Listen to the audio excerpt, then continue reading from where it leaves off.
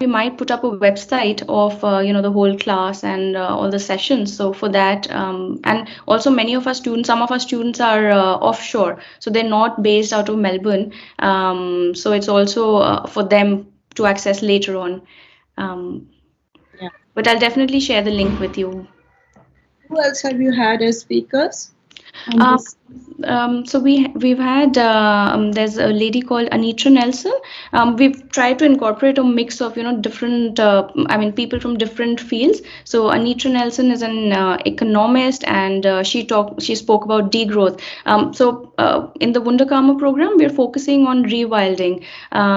So we've had a couple of environmentalists. We've had mostly people in and around Australia. We had someone from WWF of Australia, Rochelle Stephen. She came and spoke to us about the ways of looking at wildlife and protecting wildlife.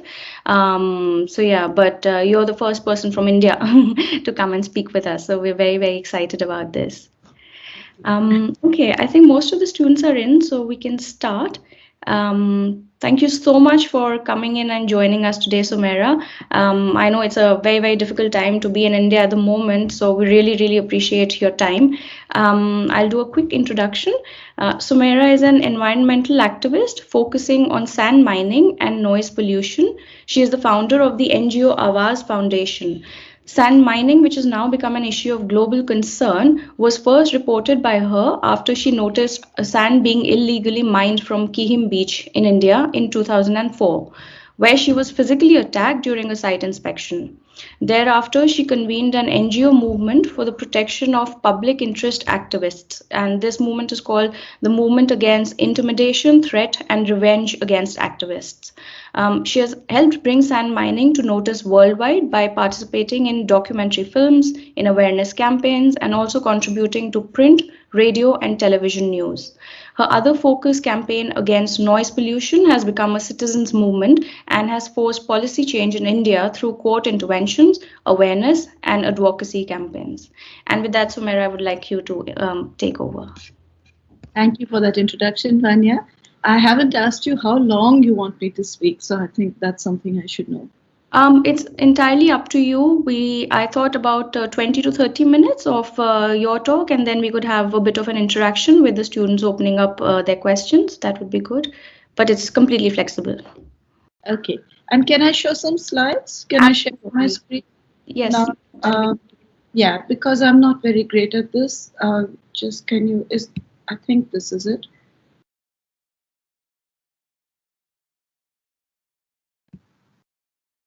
No, I'm not sure how to do this on Teams, Vanya. Where on the top right hand corner, where the button for joining and leaving, there's a red button which says leave. Just before that, there's an arrow pointing upwards. If you click on that, it says share content. No, there's just a button on the top right hand corner which says dismiss. Oh, I see. Above that? No. Above that, are there any small icons? One with a mic, one with a small video? No, they're at the bottom with a video with a mic. Yeah. So next to the mic, is there a small button with an arrow pointing upwards? Oh, yeah. Yeah. So if you click on that, it'll say share content.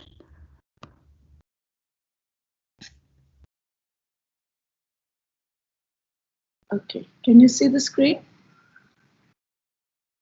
Yes. Yes.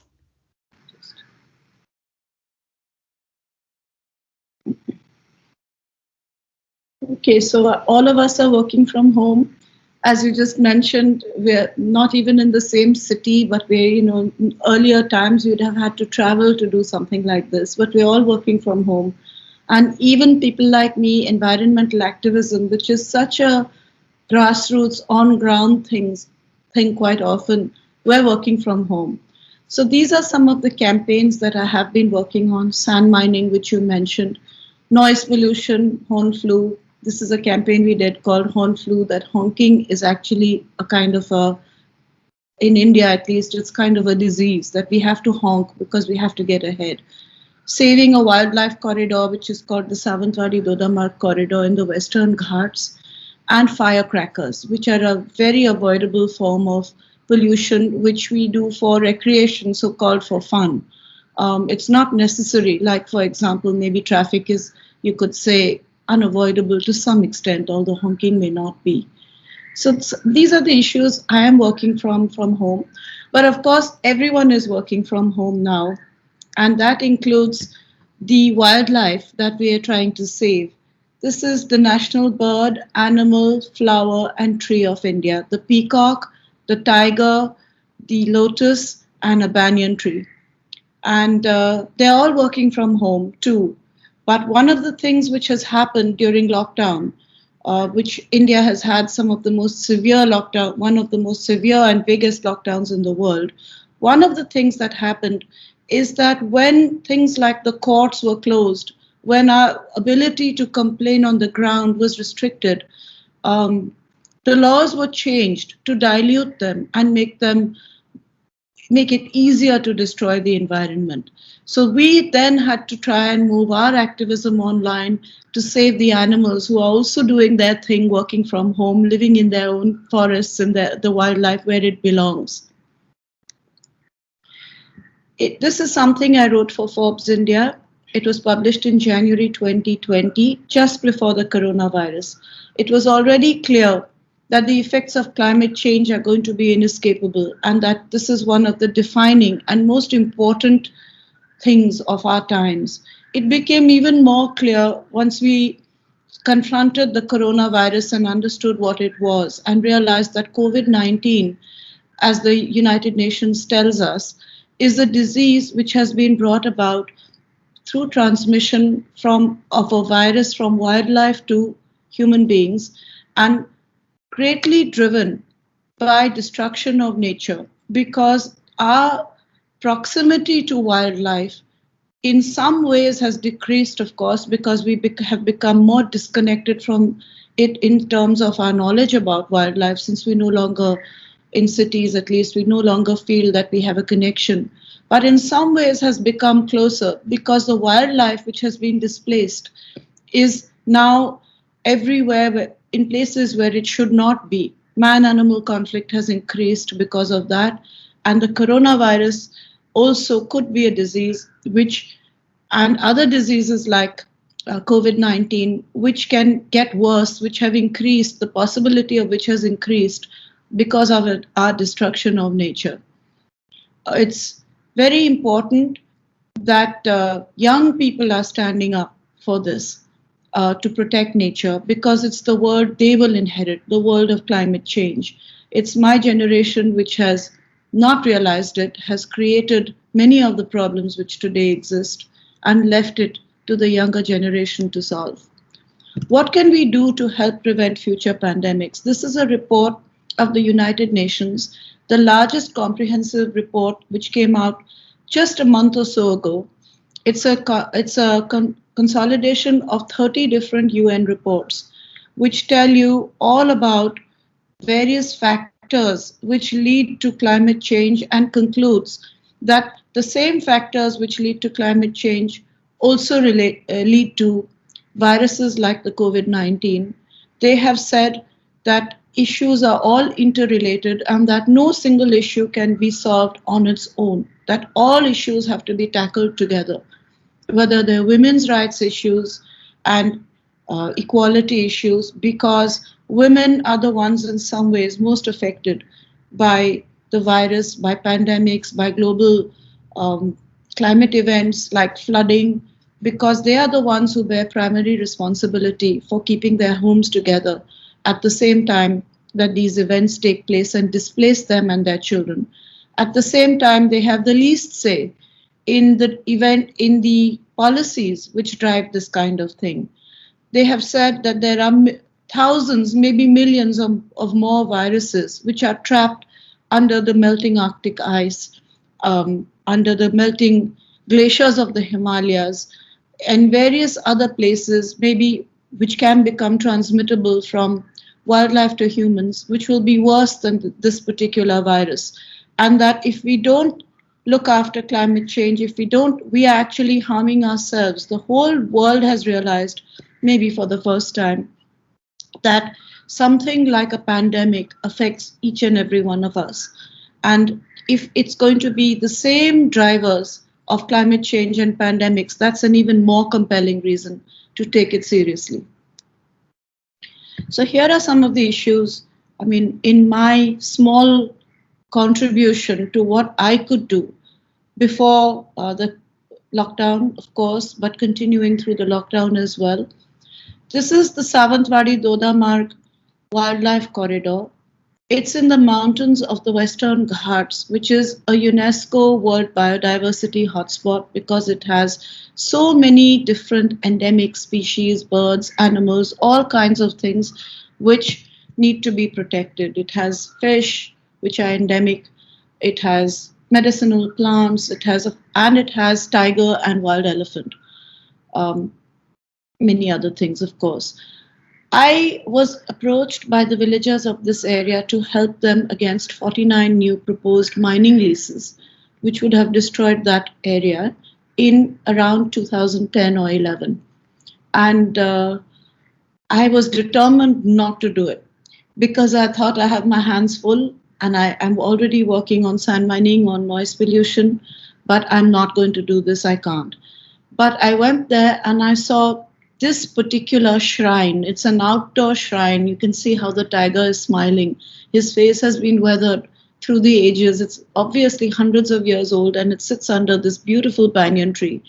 And they said to me that we worship the tiger here.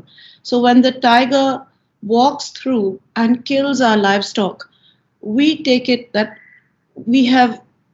this has been an offering to the tiger and we don't want to lose him. So please help us. So I said, all right. And we've managed to save that area now for almost 10 years from mining.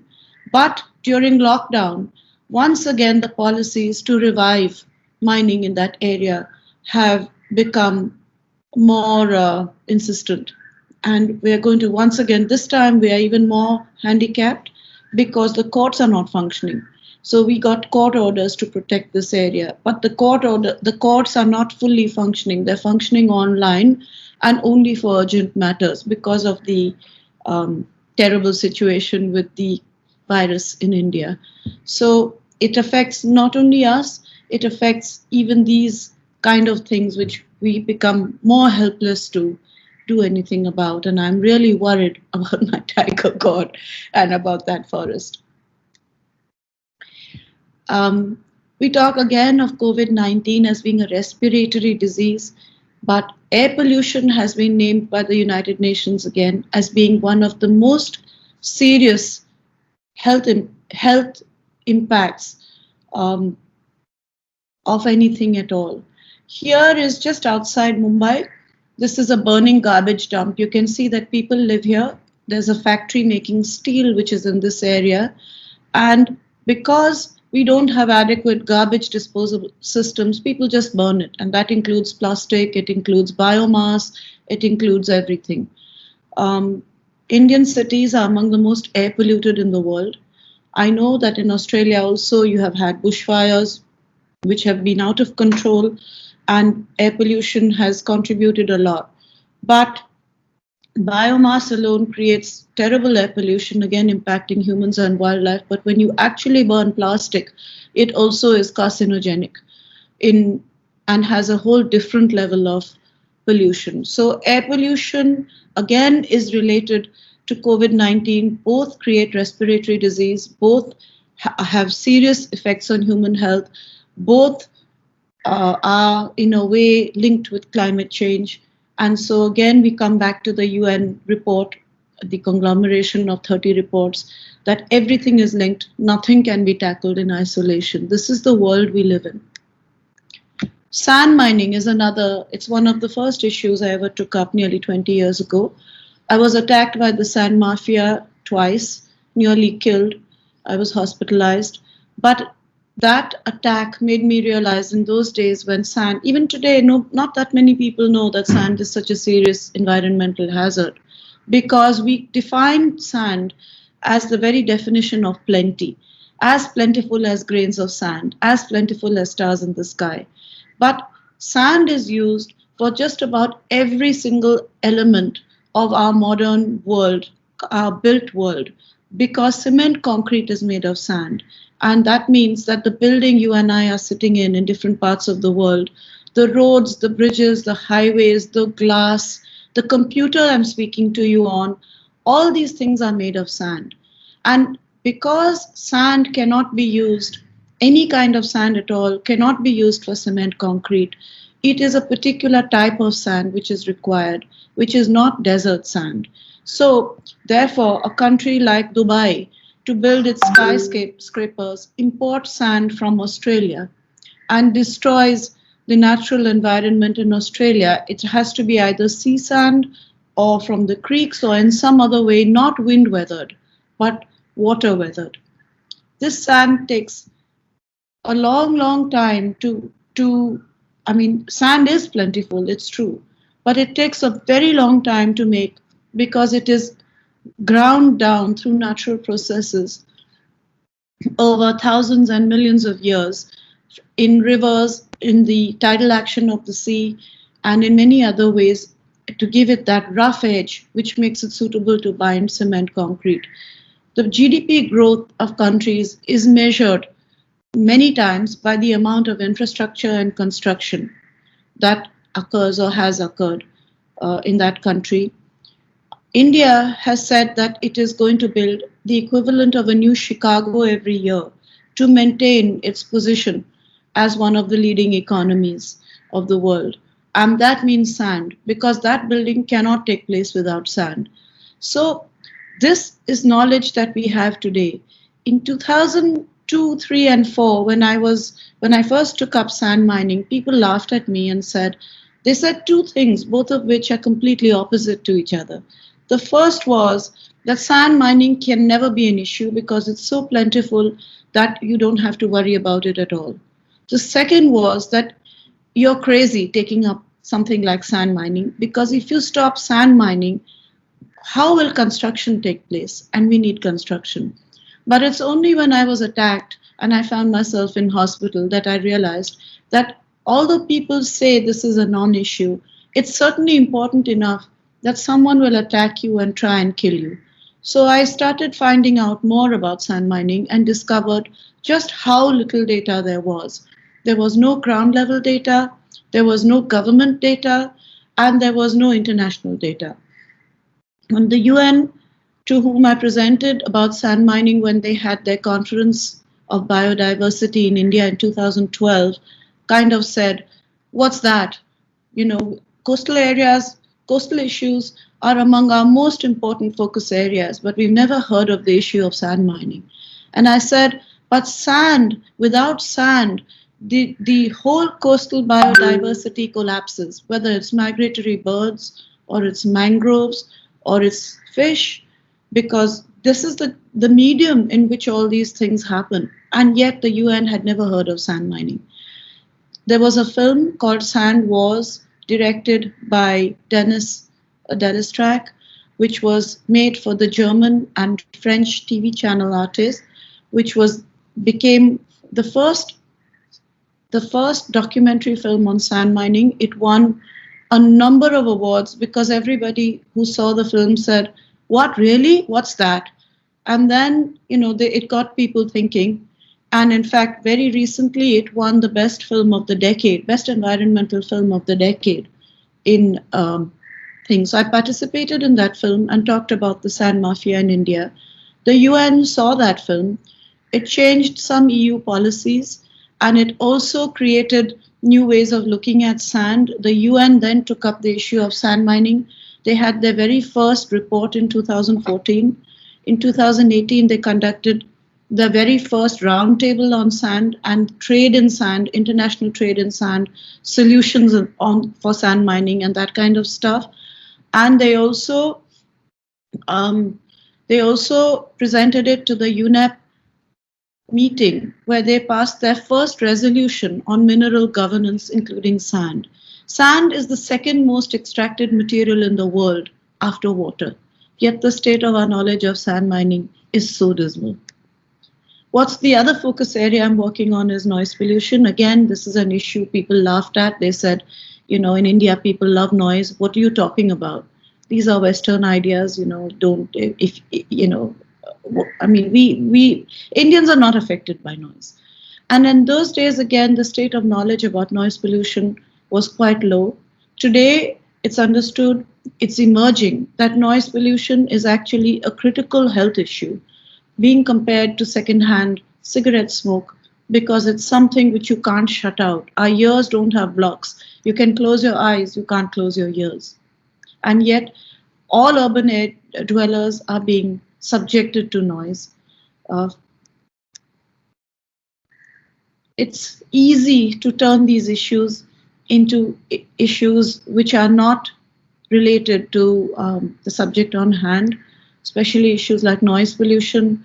There can be different people who make noise for different reasons in a country like India, and it's easy to say that somebody else should stop first and I'll follow. But actually, noise is a health issue.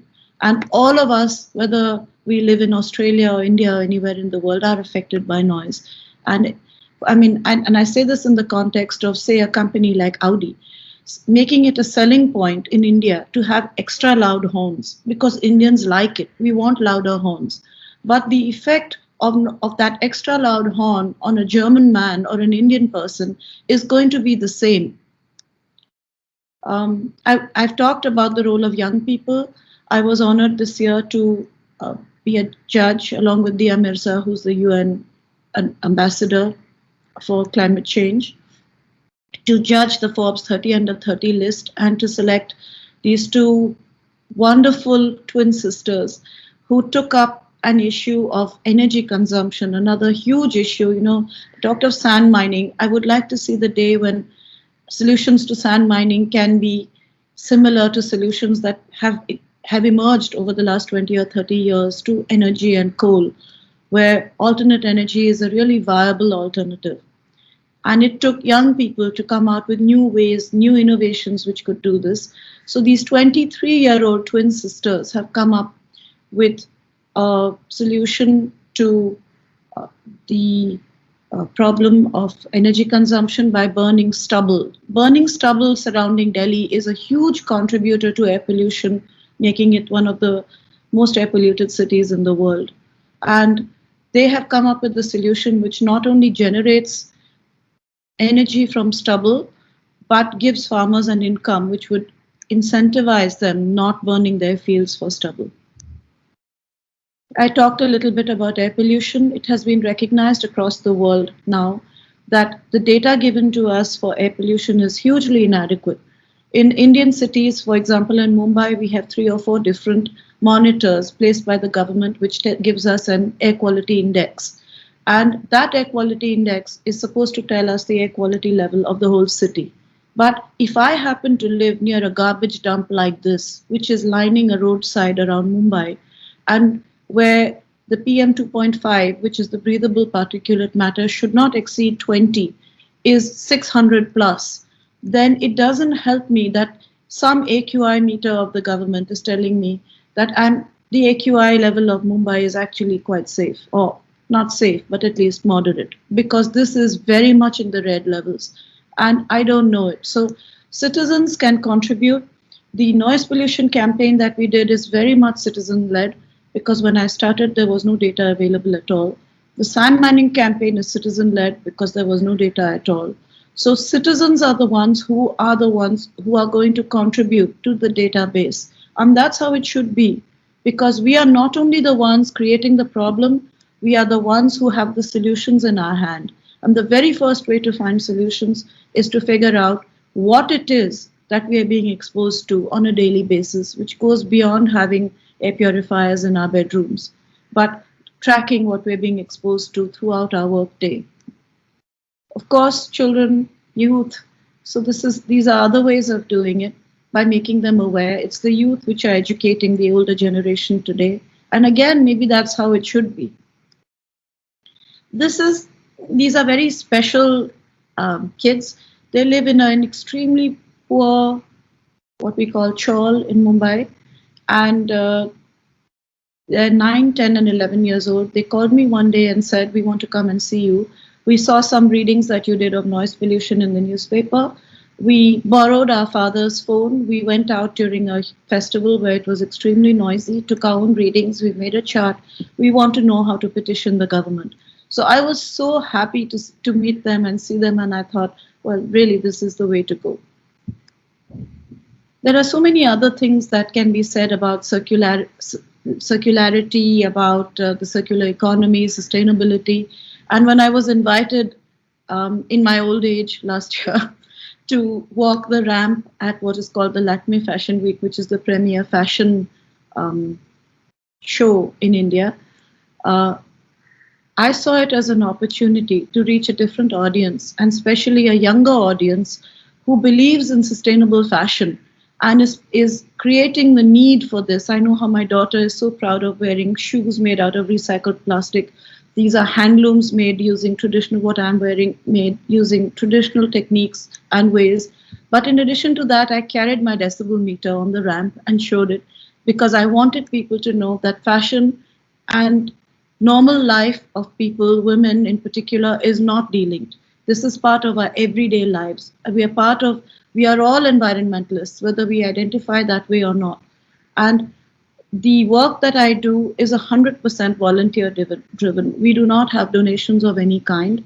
We have only, I mean, if you want to call it a donation, we have volunteers who work pro bono. And in cities like Mumbai and in many parts of the world, it's not just that you walk on the street holding a banner and say, this is what I'm doing. People contribute in various ways in their professional expertise, whether they're lawyers, whether they're anything at all. People contribute, and all the work which I have done has been contributed pro bono to me, worth probably millions of dollars, which I have not paid for. So I have not personally paid for. So I find this a model which is also sustainable. You can do work just by doing what you're doing and contributing your little bit. You don't have to give money to anything. And I thought that contributing to knowledge in the fashion industry would be useful. And so, as I said, no one invited me when I was 20, but they invited me when I was 60. So here I am.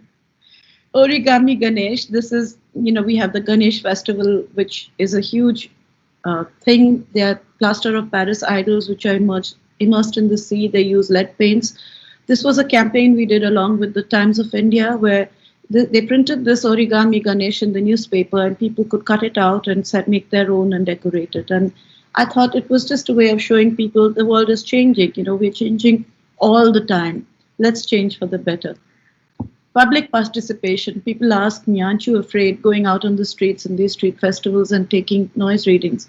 But according to me, people are always concerned with their own health, and you can see they're dancing on the streets, but they want to know whether the noise they're exposed to is too high.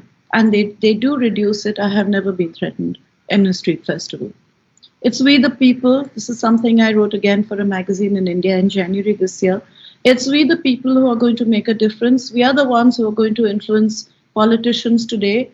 And you are the ones who are going to become the politicians of tomorrow. And the industry leaders who can find the solutions, like there has been a solution found for coal and energy. And maybe for sand mining, I would love to look to one of you tomorrow and say, thanks to you, I can live in a house which is not made of sand. I can live in a house which is made of plastic, perhaps. India has led pioneered technology to build roads out of plastic. They have found the roads built out of plastic to be more sustainable, longer lasting, and much stronger. So these are the solutions. I don't know what they are completely. Of course, the enforcement authorities are important. This is with the police, the Pollution Control Board, the government, doing firecracker tests with us. So they started out as being our critics. At some point, I think Mahatma Gandhi said that first they laugh at you, then they fight you, and then they join you. So that's the way a public movement goes. Testing chemical contents of firecrackers. Our government came out with what are called green crackers. We found that 100% of crackers contained banned and toxic materials. Firecrackers are optional. We use them because we think they're beautiful for fun. But will you still use them if you know that with your own hands you're poisoning yourself? In ancient Rome, women used lead on their faces. to make themselves beautiful, and they put belladonna in their eyes. We can't even imagine doing this today. When my mother was young, they used to break thermometers and play with mercury. This sounds completely, we all know that this is not a no-no, but we do still use firecrackers, which contain toxic materials. Even green crackers, 100% of what they call green crackers, which are given to children to use, contained toxic materials. This is the day after lockdown. You can see during lockdown, we experienced blue skies. Maybe for the first time, many city dwellers experienced that. The very first day after lockdown opened, you can still see the blue skies, but you can see how the industries were belching smoke. And just a few months later, you can see what happened to the air around it. Cement concrete construction using sand is not only around cities like Mumbai. We think it's not happening in remote areas which are beautiful. This is a very remote area in the Himalayas. They're using cement concrete to construct. It is said that in the floods which happened in this area, devastating lives, devastating so many areas when the Ganga burst its bank, and because they say because of a glacier melt, there were houses like this built of sand immediately on the river banks. Sand mining contributes to the changes in river flow because you're taking away sand. It contributes to it's a driver of climate change. It contributes to these tragedies. This sand is our sand. It belongs to all of us. It should remain where it belongs, on our beaches, in our creeks. We can't imagine a holiday when you're told that no, these beaches no longer have sand. But I have seen beaches which used to be sandy beaches and which now have only rock. They're becoming an increasingly common sight in areas where sand mining is rampant, in cities where the need for sand is so high, like Mumbai. And I hope we don't see a situation where our children will not know any longer what beaches are, except maybe in a special beach holiday where you have to pay an entry fee and, see it occasionally. People's inputs, people's movements make things possible. Noise levels during festivals have reduced over the last 5-7 years, year after year after year. Mumbai was the only city in India where, because people have started to understand that health is a reason to change our ways of interacting with various traditions that we have, like having very noisy festivals exceeding at times even 140 dB, which is the threshold of pain on streets where people can't escape them. People have understood this. Mumbai was the only city in India where noise actually reduced during the coronavirus pandemic lockdown. And my staunchest critics, those who were the organizers, came forward and joined me and said, "Madam, we opposed you, we were against you, but you were right. And we support you." They gave the president of one of these associations said, we have made a team of 150 of our own people who are participants and organizers of these festivals, who will complain to the police if anyone violates the rules and tries to hold a festival. So maybe that's how it goes. It took 20 years, but I would say, it's far from over. Of course, there's a lot to be done. Again, it's only people's participation and understanding in the end, and people include authorities. So thank you, Mumbaikars was a poster that the Mumbai police released with us, because Mumbaikars came forward and celebrated festivals in a responsible way, in the way they should, in the last few years, getting better and better and better. So there's hope, and again, the hope mostly is with young people. So with that, thank you very much for listening to me, and I welcome your questions and comments. Thank you. Thank you, Sumaira. That was amazing. Really, really enjoyed it. And I think it really was an eye-opener, because for me, I'm an architect. And I think as an architect, I've always been so conflicted about, this whole way of looking at construction and, building new places. And I mean, anything that we're doing as an architect, you're, imposing on the land. And of course, as you said, the kind of materials we use is very, very important. So I completely agree with you that there's an immediate need to look for alternative materials, alternative technologies, and to be able to, for example, sand. You said, I didn't know about it being such a I mean large issue, because we don't talk about these things in our daily lives. And so thank you so much for bringing it to our notice, and I really hope something gets done about it. And also, I think what you said about things being done at the policy level, it's absolutely essential for the citizens to be involved in it, because of, I mean, after all, it is all about the community involvement and the community contributing to these policies being made in a way that it benefits everybody. So yeah, I think it was great to see the presentation and to hear you speak with us. Thank you so much. Questions? Anybody? I'd also like to say that there's a film which was made for the Australian Broadcasting Corporation, which I forgot to mention, called Line in the Sand, which talks about sand mining in India. Great. Thank you.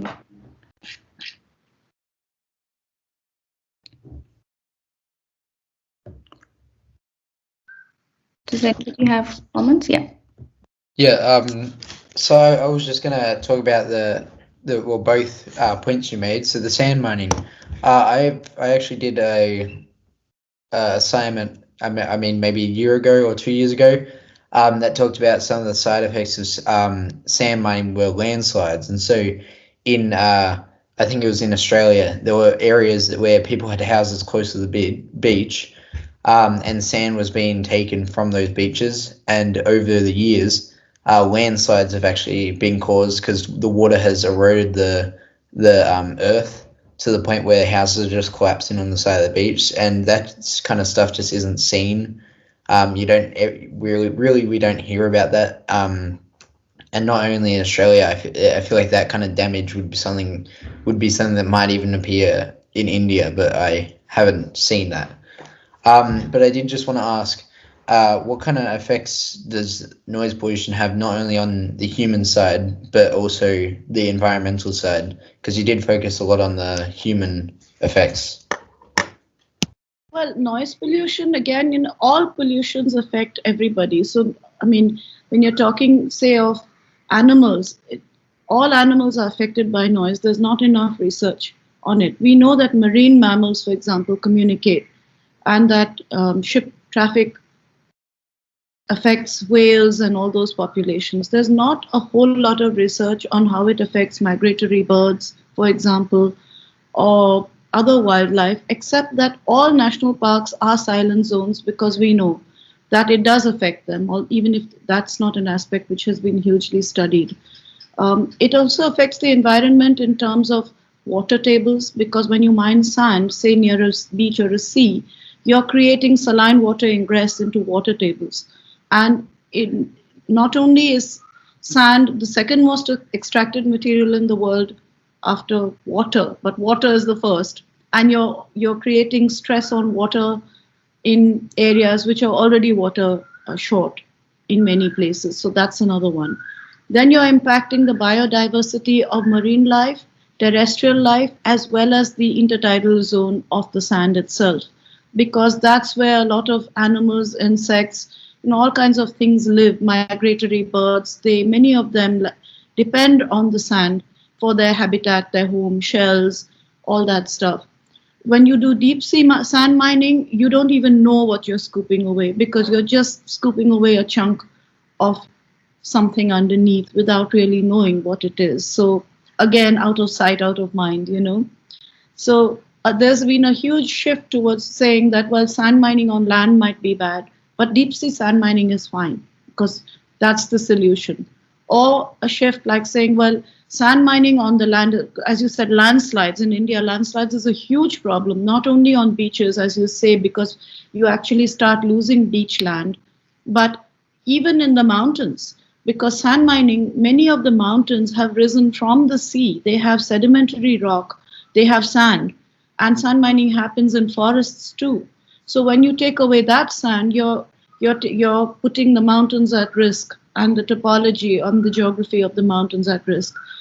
Another issue with sand mining is when it became understood through the courts, as I mentioned, I protested against sand mining, got some very good orders. I was very happy when I got those orders. I thought, wow, this is great. But what I didn't realize was that the solution presented would be stone mining, and that the result of that would be destroying a lot of these very biodiverse mountains for stone. So we talk of deforestation, but when you're taking away the stone itself, there's the question of the forest remaining, because you're actually flattening the mountain. I had a very interesting conversation with somebody in government at a public meeting when I said, you're building a new airport. Where's the raw material coming from?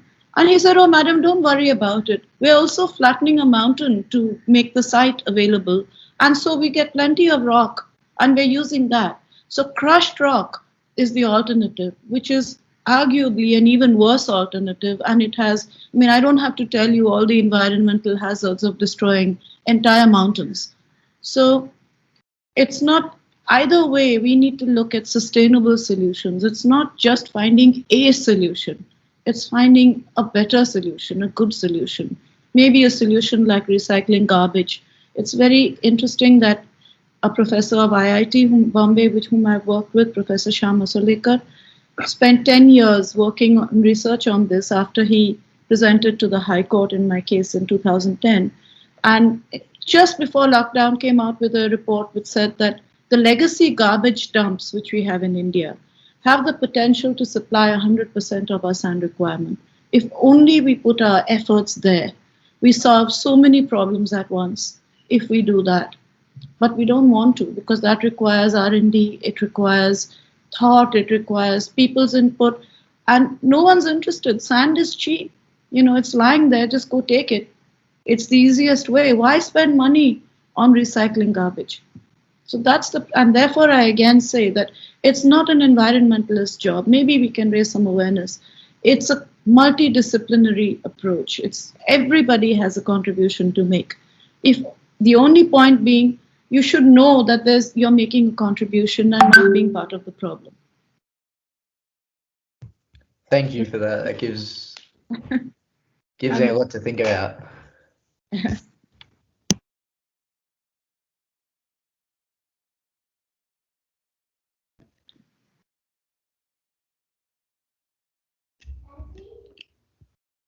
Any other questions for Sumaira?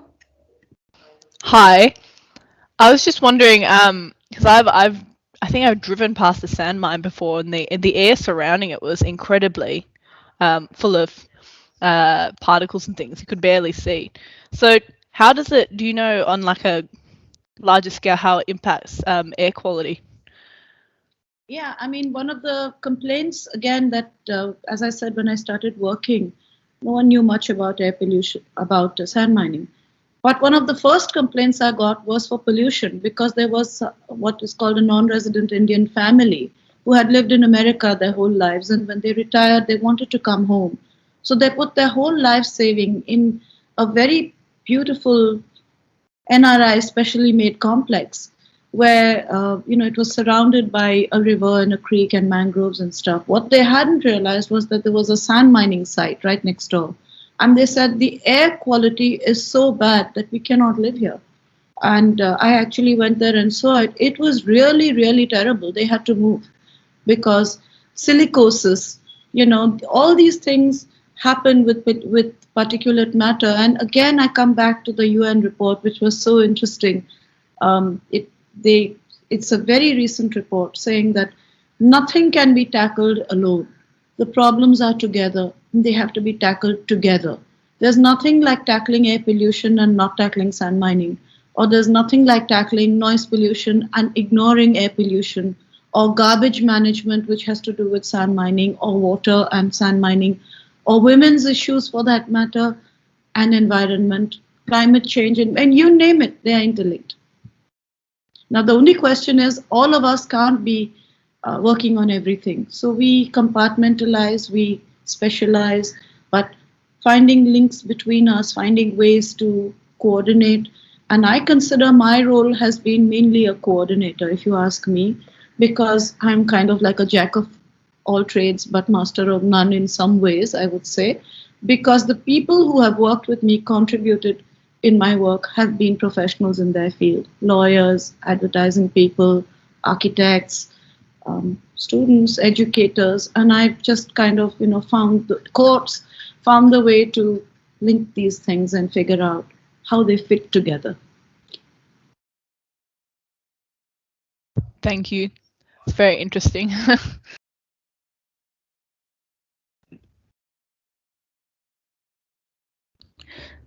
Sumira, I had a question, and this is more to do with how you identify a problem. Considering, I mean, you've mentioned a whole variety of projects that you worked on, starting with sand mining to noise pollution to looking at the origami Ganesh.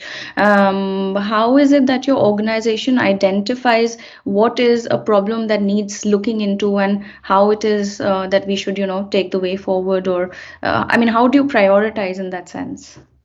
I think it's all kind of random, frankly. You, yeah, I mean, you look around you and then you say, oh, well, this thing really bugs me, I mean, if you look at sand mining, I grew up near a beach. I mean, I spent my whole life playing on that beach, and suddenly there were these holes there, and we used to walk at night. That was something we always did. Walk in the dark, enjoy the moon and stars and stuff. But it became such that you had to really watch your step because there were all these holes in the sand.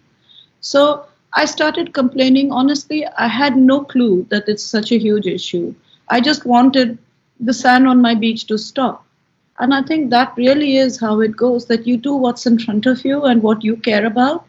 You never know what. I think if you do things because you think, oh, this is a massive issue and I'm going to be some expert on this, I'm not sure it works, because these things are driven out of your own passion for them. They're not driven because you're trying to become a world leader in something or some kind of authority in something. They happen because you care about them. So, and chances are, I've discovered, which I didn't know then, honestly, that if you care about it, if it matters to you, chances are that it matters to somebody else. Maybe they don't know it either. Same thing with noise. I mean, I have had at that time, no personal experience with noise, but I had very young children and I was determined not to work further on sand mining because it was not in the city. I wanted to spend time with my children. I didn't want a full-time job. I wanted my own schedule. And my uncle said, there's this marriage hall next to my house, which plays music all night. Can you help? So I said, well, sure, I'll do some typing for you, and that's really how it started. And I can't say I was that committed to it either, honestly, until such time as we got an excellent court order, which he pushed me into, my uncle, filing the case and doing it just because he was so, upset by that noise. And I started getting calls from people telling me about their problems with noise. And I saw what it really meant. I've seen an infant having convulsions and the noise, people just saying, I've seen a woman having an actual psychotic fit, screaming and crying, begging them to stop. I've seen someone threatening to commit suicide because it was so unbearable, and people just don't listen. It's like, well, I'm having fun. It's just for a little while. Why are you so intolerant? Why can't you bear it? So when you see those things and people call you and say, you can't help us, but at least you're listening, then you realize that maybe there's something there, So I don't think there's any great strategy in picking anything. It's better to do something than to do nothing. And it doesn't matter what, everything's connected anyway. So just do what's in front of you, what appeals to you is better than not. Even if it's just sending a forward, it's better than not doing it, right? Yeah, I completely agree on that. Sometimes you look in the other direction, but then you realize that, oh my God, had I intervened at that time, I could have made a big change. So I understand where you're coming from. And I mean, I was also thinking, are there, Sumira, are you there? Oops. Looks like she's had some issue with the internet. We'll just wait to see if she's joining back. Does anybody have any feedback on the talk or any questions or any thoughts on what you thought of her talk. I thought it was quite interesting, and in some ways it feels a little distant because many of these issues we probably do not have in Australia, but these are issues that are, ground realities for India. I'm just wondering if any of you had any, issues in being able to connect with the problems that Sumaira mentioned.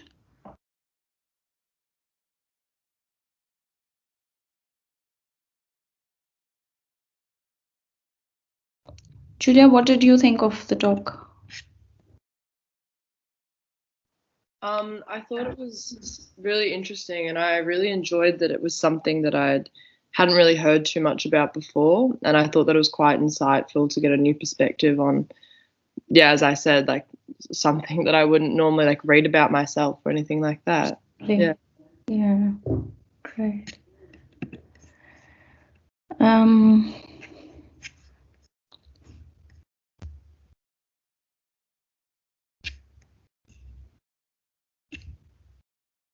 Rumesa, do you have any comments?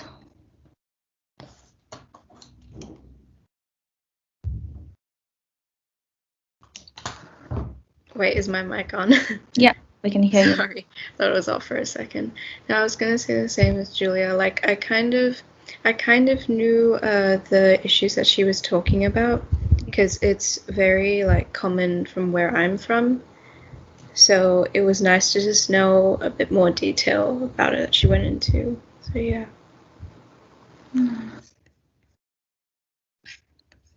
Benjamin, I would like to know more about the project that you were talking about, the sand mining project. Was it, what was it about? Like, how did you get to that? Like, what? It's really hard to remember. It was a couple of years ago. I just remember while I was doing research, it was around pollution, and the sand, and they were doing sand mining along the coast without telling the residents of the area. And just as the more sand that they took, the higher the water was able to move, and it started eroding the ground that was unprotected by the sand, which caused landslides and like housing damage all along the side. And then what was the area? I couldn't remember the area. I just remember the project. Sorry. Oh, that's fine. Okay. Yeah.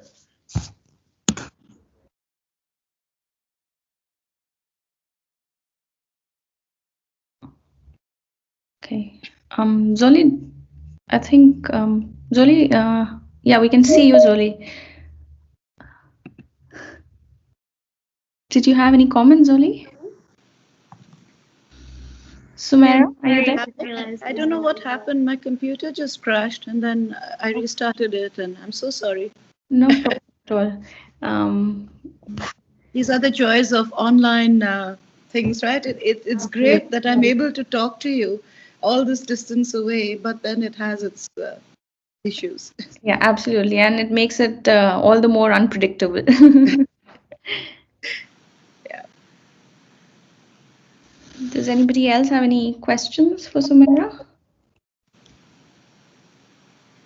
Sumaira, I was going to ask you about the involvement of big corporates. I mean, do you get any requests or, do big corporates get in touch with you regarding any projects or about funding or things like that? Because as you were mentioning, because you're an NGO, Awaaz is an NGO, it obviously most of it would be based on voluntary contributions.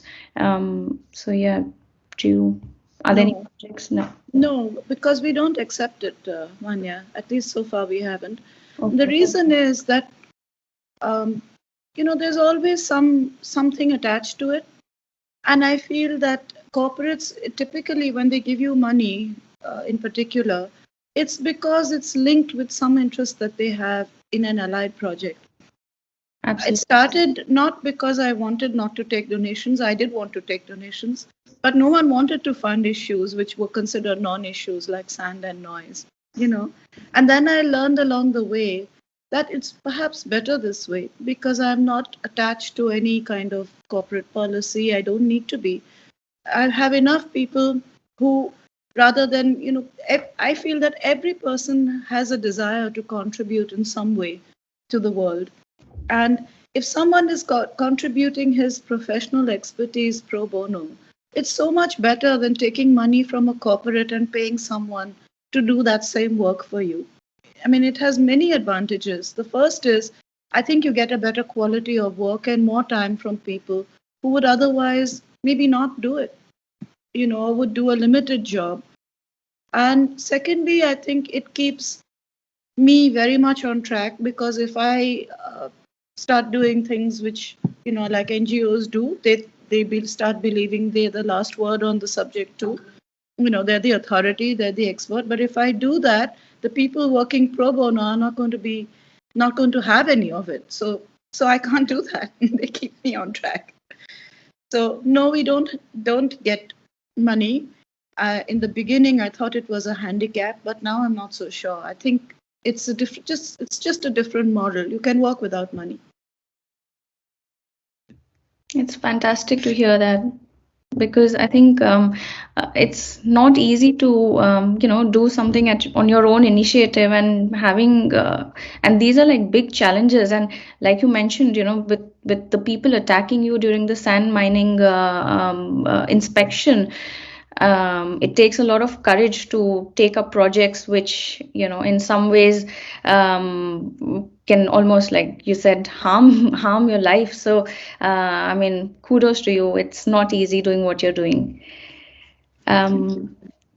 If nobody else has any questions, should we end the session? If any last comments or any last questions for Sumaira? Yeah, okay. Great. Thank you so much, Sumaira. It was wonderful to have you with us today, and we're really sorry it must have been early morning for you, but really appreciate you taking out the time and speaking to us. It was a wonderful session, and I will share the video with you as soon as I have it up and running. Thank you so much. Thank you so much. I'm so happy to be here and talk to all of you.